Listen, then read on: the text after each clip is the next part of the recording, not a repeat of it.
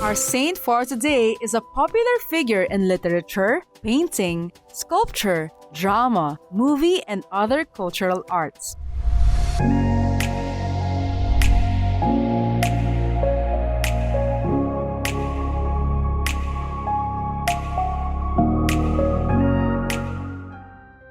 It was during the 100 Years' War from 1347 to 1453 between France and England that she appeared in history. The issue of the war was the right succession to the throne of France, which an English relative of the king was also claiming. Our saint became a soldier through divine intervention and fought for the honor of her country. She is none other than the teenager and mystic Saint Joan of Arc, also called the Maid of Orleans. Joan of Arc was born in Domremy, France on February 6, 1412. Her parents were good Christians, so she grew up to be devout, humble, honest, friendly, and simple. She performed the ordinary work of a peasant girl and helped her mother in weaving. Several times, the family was disturbed by the fighting, but they tried to accept it as part of their lives. When she was 13, she began to hear voices and see visions. Saint Michael, Saint Margaret, and Saint Catherine of Alexandria appeared, urging her to join the fight. These continued till she was 16, so she decided to follow their recommendation. Joan asked to see the king and told him about the voices and visions. The king, who was in a state of despair as the English were winning the battle, believed Joan of Arc.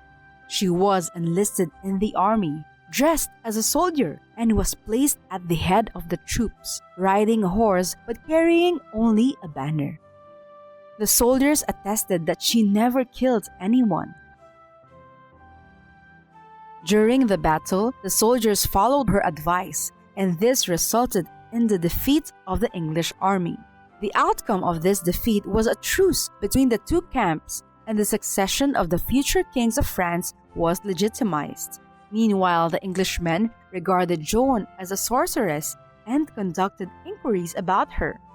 But they did not find any misgivings on her part. On May 23, 1340, while Joan of Arc was leading the army to a camp, they were ambushed by English soldiers and she was captured. They accused her of heresy and was subjected to a trial. She was condemned to death and burned alive. But the trial was unfair. They violated many rules because the jury that tried Joan were all English clergy, while the rules required a balance from both countries. The war continued 22 years after her death. The legitimacy to the throne of the French lineage continued. 25 years later, Joan's trial was reviewed and she was cleared of the charges against her. The proceedings of the unfair trial were examined and it became witness for her canonization by Pope Benedict XV on May 16, 1920. She is venerated as a patron for soldiers and one of the patrons of France. Her notable virtues are piety, humility, simplicity, honesty, and bravery. Lord, give us the courage of Saint Joan of Arc to stand and fight for justice and impartiality.